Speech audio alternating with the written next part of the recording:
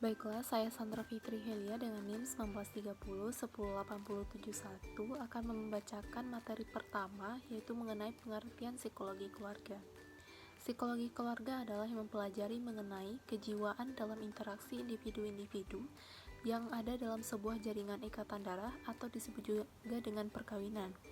Psikologi keluarga bisa juga diartikan sebagai keilmuan yang mempelajari kejiwaan keluarga. Ada pendapat juga mengenai pengertian psikologi keluarga adalah pemahaman mengenai interaksi atau pola sosial dalam keluarga. Keluarga sendiri terdiri dari beberapa individu yang terdiri dari 2 generasi, 3 generasi, bahkan bisa lebih. Banyaknya individu dalam keluarga ini akan mempengaruhi kualitas interaksi antar individu dan berdampak pada sisi psikologis individu maupun kelompok. Selanjutnya, saya akan membacakan materi mengenai pengertian konseling keluarga. Konseling keluarga adalah membantu mengembangkan potensi anggota keluarga melalui sistem keluarga agar dapat mewujudkan keluarga yang bahagia dan sejahtera. Menurut Willis, konseling keluarga merupakan upaya bantuan kepada keluarga melalui sistem keluarga, pembedaan komunikasi keluarga, agar potensinya berkembang secara optimal,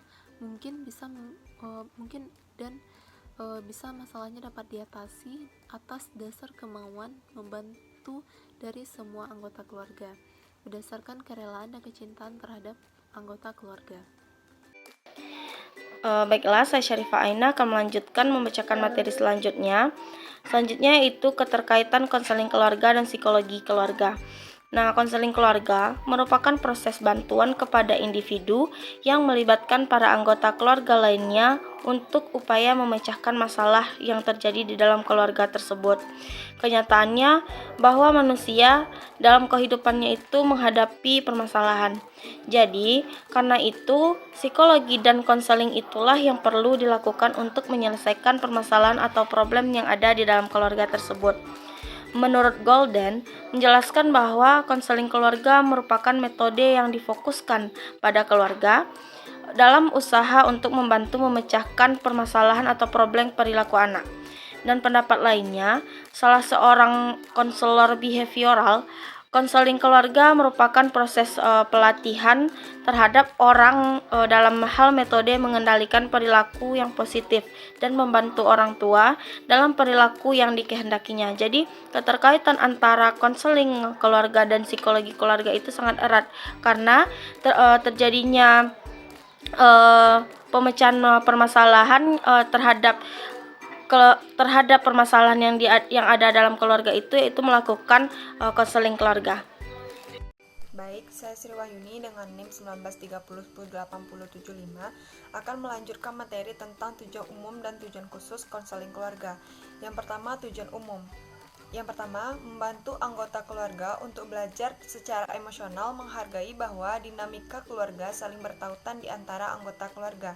Yang kedua, membantu anggota keluarga agar sadar akan keluarganya mengalami problem. Yang ketiga, bertindak menerus dalam konseling atau terapi sampai dengan keseimbangan dapat tercapai. Yang keempat, mengembangkan apresiasi keluarga terhadap dampak relasi parental terhadap anggota keluarga. Yang selanjutnya, tujuan khusus konseling keluarga. Yang pertama, meningkatkan toleransi dan dorongan anggota keluarga terhadap cara-cara yang istimewa. Yang kedua, mengembangkan toleransi terhadap anggota keluarga yang mengalami konflik. Yang ketiga, mengembalikan keberhasilan potensi diri orang tua dan sesuai anggota-anggota lain. Mungkin itu materi saya, selanjutnya dilanjutkan oleh rekan saya. Berikutnya yaitu tentang materi terakhir, prinsip-prinsip dalam konseling keluarga.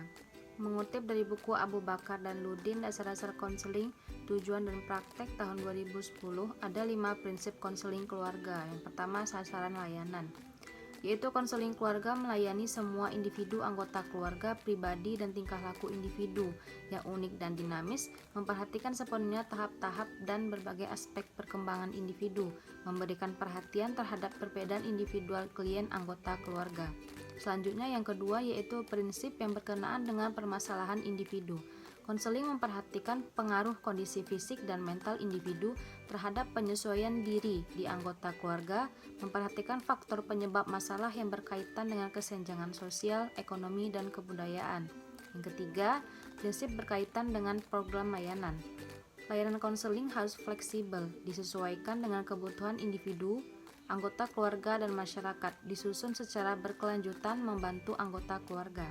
Selanjutnya yang keempat yaitu prinsip personalisasi, yaitu klien menyadari permasalahan dan bertanggung jawab untuk menyelesaikan. Besar kecilnya permasalahan sangat tergantung pada persepsi konseling tentang masalah sehingga dapat mengurangi kegelisahan, frustasi, atau stres dalam diri konseli. Yang terakhir yaitu asas-asas konseling keluarga yang harus dijunjung tinggi dalam pelaksanaan konseling keluarga, yaitu asas kerahasiaan, keterbukaan, kesukarelaan, kegiatan, kedinamisan, dan kenormatifan.